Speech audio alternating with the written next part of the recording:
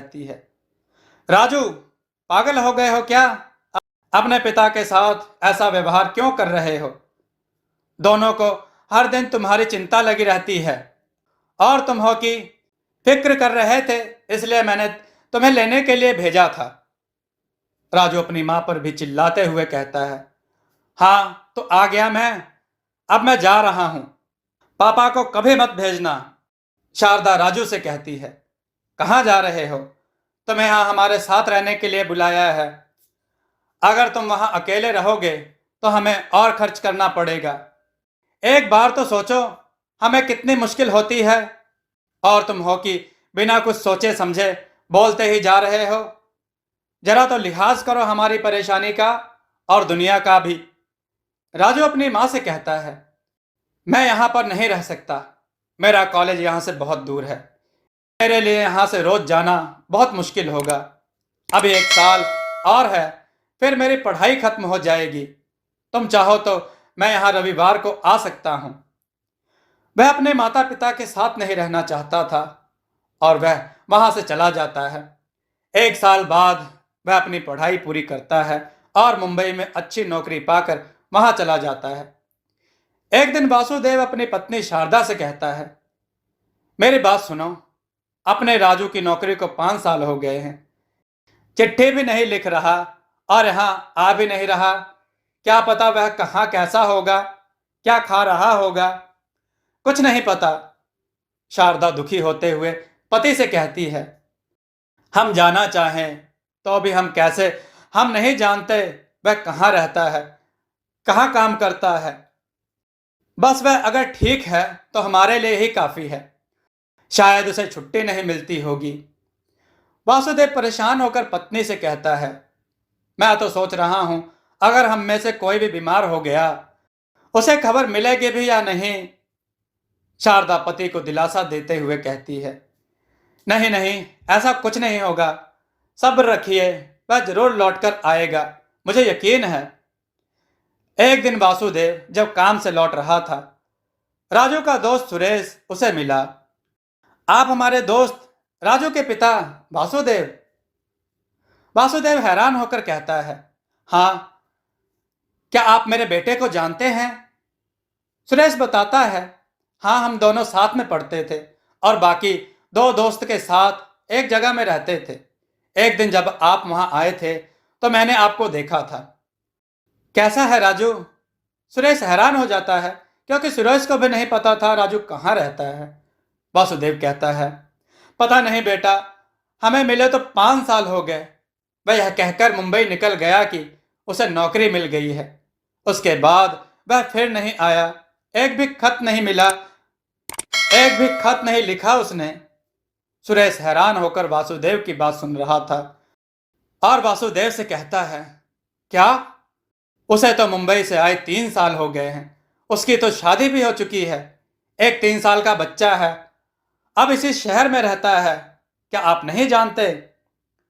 सुरेश के मुंह से यह सारी बातें सुनकर वासुदेव अंदर से बहुत दुखी हो गया था कि उनके बेटे ने उनके साथ ऐसा किया।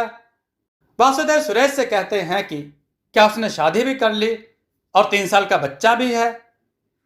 यह सब बेटा हमें नहीं पता। सुरेश वासुदेव से कहता है, तो उसने आपको कुछ भी नहीं बताया? मतलब वह अभी तक नहीं बदला? आइए, मैं आपको उसके घर लेकर चलता हूं। सुरेश वासुदेव को राजू के घर दिखाता है और चला जाता है। वासुदेव दुखी होकर घर पहुंचता है और अपनी पत्नी शारदा को बताता है।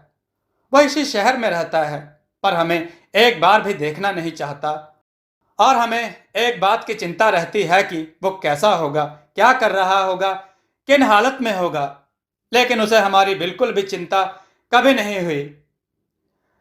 अपने पति के मुंह से यह सारी बातें सुनकर वह बहुत दुखी और हैरान हो जाती है और अपने पति से कहती है, पर हमें कैसे पता चलेगा कि आखिर क्या हुआ? जाओ, हमारी बहू को घर लेकर आओ।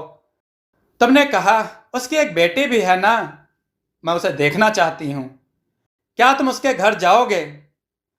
वासुदेव पत्नी से कहता है, जाना तो मैं भी चाहता हूं, लेकिन वह मुझे देखकर बहुत गुस्सा हो जाता है। किस मुंह से जाऊं, कैसे जाऊं? अगर वह मुझसे पूछेगा कि फिर क्यों आए, तो मैं क्या जवाब दूंगा? मेरी बात सुनो, इस बार मेरी जगह तुम जाओ, तब पता चलेगा क्या माजरा है। शारदा पति से कहती है। तब वह छोटा था, तब उसमें पूरी समझ भी नहीं थी। अब वह बड़ा हो गया है और बाप भी बन गया है। अब तो वह बदल गया होगा। आप मेरी बात मानो और जाओ, सब कुछ ठीक हो जाएगा। अब वो ऐसा कुछ नहीं करेगा जिससे आपको दुख हो। मेरी बात मानो, आप जाओ ना। वासुदेव पत्नी की बात का मान रखते हुए कहते हैं, चलो ठीक है, तुम कहती हो तो मैं चला जाता हूं, पर अगर इस बार मेरा वहां अपमान हुआ तो मैं फिर कभी नहीं जाऊंगा। अपनी पत्नी से लड़ने में असमर्थ वासुदेव राजू के घर जाता है। राजू की बेटी वासुदेव को देखकर डर के मारे रोने लग जाती है और अपने पिता राजू के पास कमरे में चली जाती है। राजू कहता है, क्या हुआ, क्यों रो रही हो? क्या हुआ बेटा? राजू की बेटी रोते हुए अपने पिता से कहती है, वह देखो राक्षस, उसे देखकर मुझे डर लगता है। उसे यहां से जाने के लिए कहो। जाओ राक्षस, भाग जाओ। राजू बेटी से कहता है, डरो मत बेटा, तुम अंदर जाओ, मैं राक्षस को भगाता हूं। बेटी को घर के अंदर भेजने के बाद राजू पिता वासुदेव के पास आता है। राजू को देखकर वासुदेव को खुशी होती है और कहते हैं, कैसे हो बेटा? कितने साल बीत गए तुम्हें देखे हुए। तुम्हारी माँ तुम्हें देखना चाहती है। राजू अपने पिता से कहता है, अजीब बातें, तुम्हें अब भी पता चल गया कि मैं कहाँ रहता हूं? तुम मेरा पीछा क्यों नहीं छोड़ देते हो? देखो, मेरी बच्ची भी तुम्हें देखकर कितना डर गई।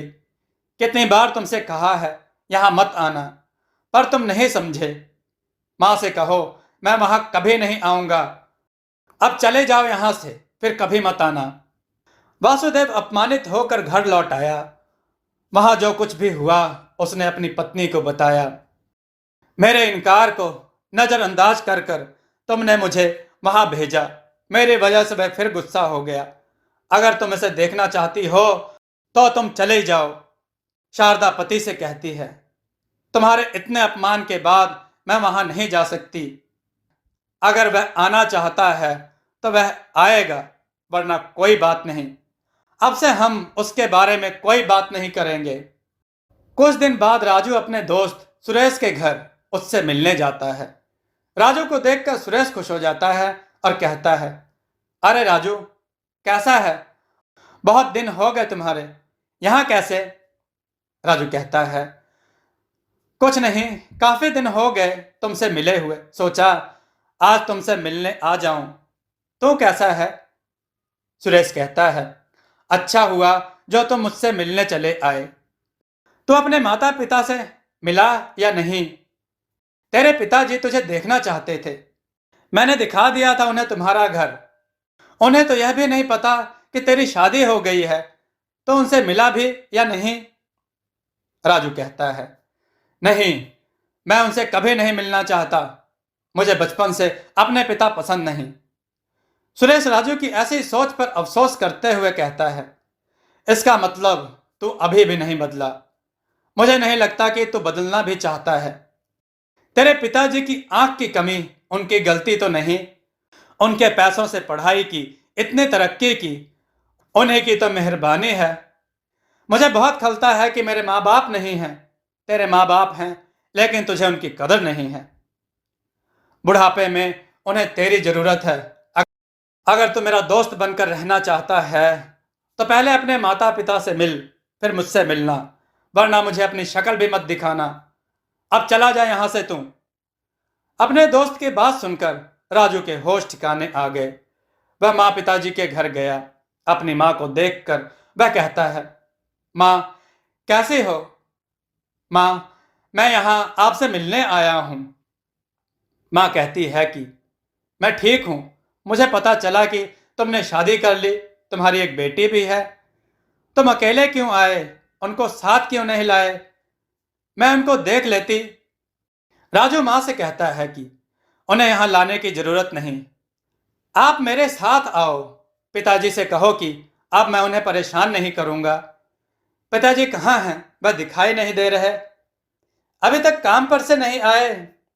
इतना सुनते ही शारदा की आंखों से आंसू आ जाते हैं और वह राजू से कहती है कि तुम्हारे पिता अब वहां हैं। राजू के पिता की तस्वीर दीवार पर टंगी थी और वहां माला लटक रही थी। यह देखकर राजू हैरान हो जाता है और उसकी आंखों में आंसू आ जाते हैं। शारदा कहती है, तुम्हारे घर से आने के सप्ताह के बाद ही वह गुजर गए। मेरे पास तुम्हारे घर का ना पता था ना किसी दोस्त का। उनकी सारी विधि भी मुझे खुद करनी पड़ी। मैं क्या करती, मैं बिल्कुल अकेली हो गई हूं। राजू को अपने सारे किए हुए गुनाह याद आते हैं और वह कहता है कि हे भगवान, यह मैंने आज क्या किया। जब वह जिंदा थे तो मैं जिंदगी भर उनसे नफरत करता रहा। आज अब मुझे अपनी गलतियों का एहसास हुआ तो वह नहीं रहे। शारदा उससे बताती है कि तुम उनसे इतनी नफरत करते थे, जिसकी वजह यह थी कि उनकी एक आंख नहीं थी। अब तुम्हें सच बताने का वक्त आ गया है। राजू हैरान होकर कहता है, कौन सा सच? क्या हुआ था पिताजी की आंखों को?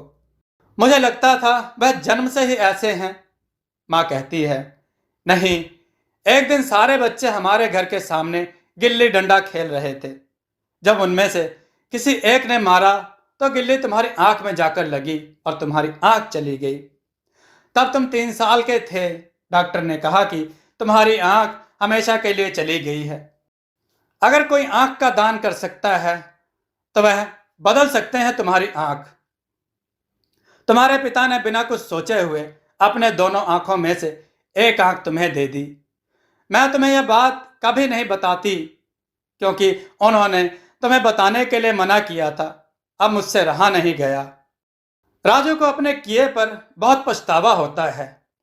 हे भगवान, मैं कितना पागल हूं जो उनके साथ इतना बुरा सलूक किया। अपनी गलतियों का पछतावा करने के लिए वह अपनी माँ को घर ले जाता है और अच्छी तरह देखभाल करता है। दोस्तों, आपको यह कथा कैसी लगी? अपने विचार और सुझाव कमेंट में जरूर दें। हमारी कथाओं को लाइक करें, हमारे चैनल को सब्सक्राइब करना न भूलें। हमारी कथाओं को शेयर जरूर करें जिससे लोगों को अच्छा ज्ञान प्राप्त हो। जय श्री राम भक्तों।